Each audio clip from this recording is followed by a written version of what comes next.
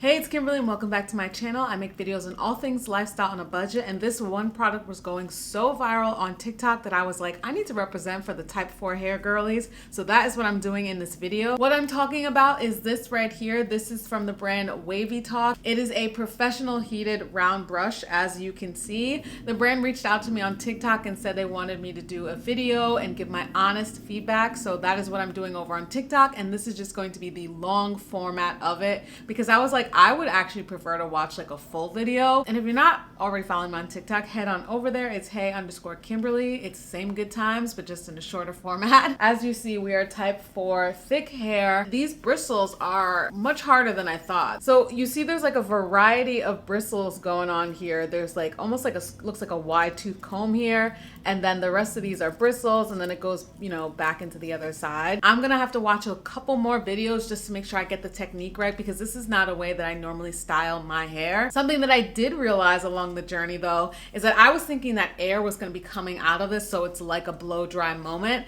That's not the case. It definitely says to make sure it's on clean, dry hair. So it's gonna be a little bit more of a journey. So obviously I'm gonna wash my hair. This is like old gel slick back. I can't decide if I want to use the Rev Air. It takes 2 seconds, which is nice.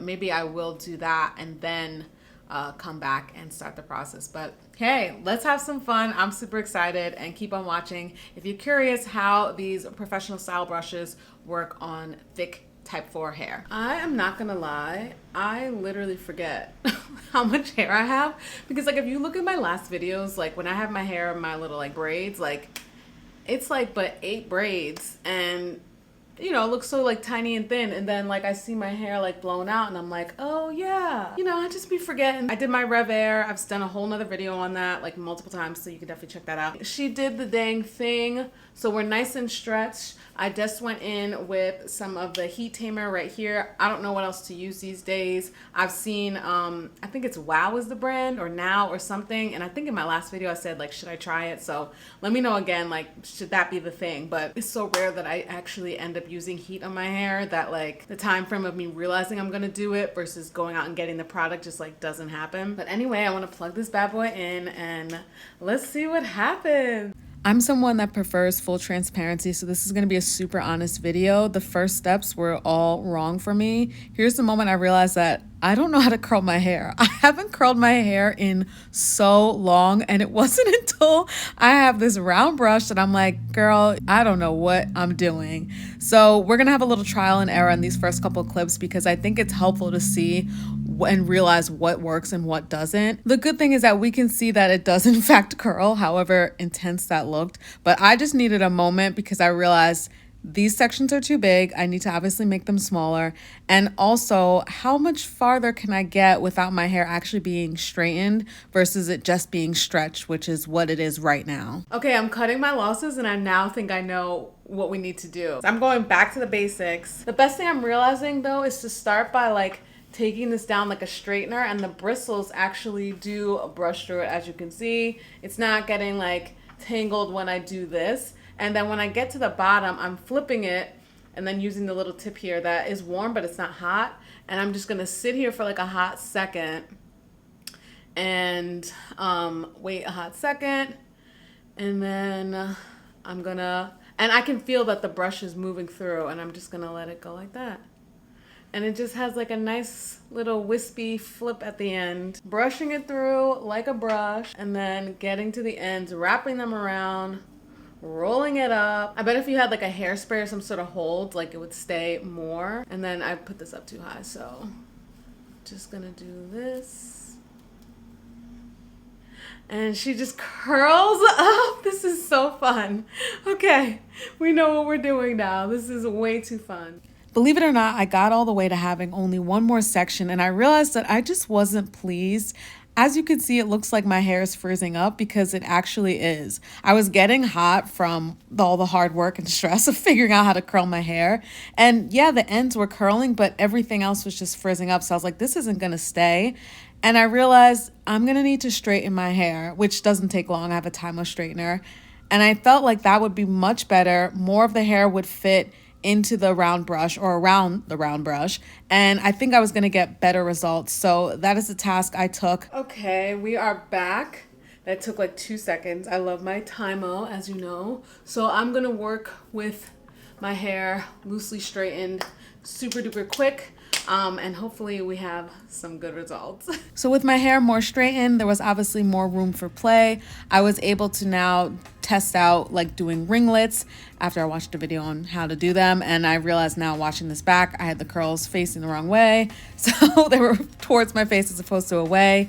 Bear with me. I think I could have actually still done even smaller sections, but I loved how I was able to get more options with the curls versus just doing the flip at the end now that my hair was more straight. So yes, I think you do have to have much more straight hair. You do need to know what you're doing, and then have smaller sections, and I think you'll get better results, or I felt like I got better results. Okay, it's clear. I started to know what I was doing on this side. So this side looks so much better.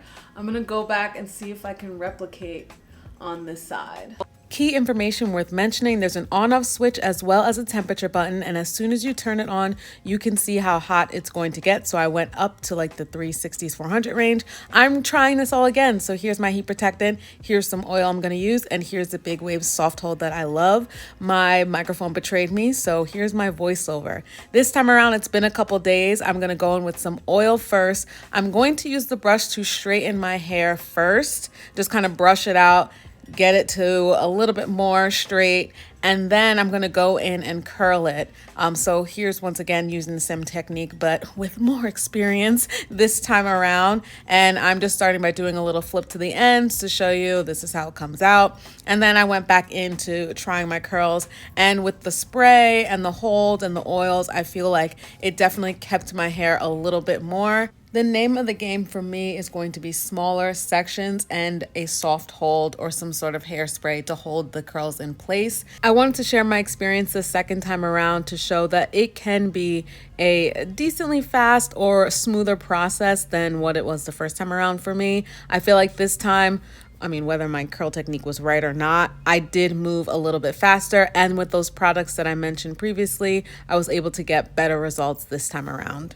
Okay, so I know that I still need to do this braid, but I also really need to start getting ready for work.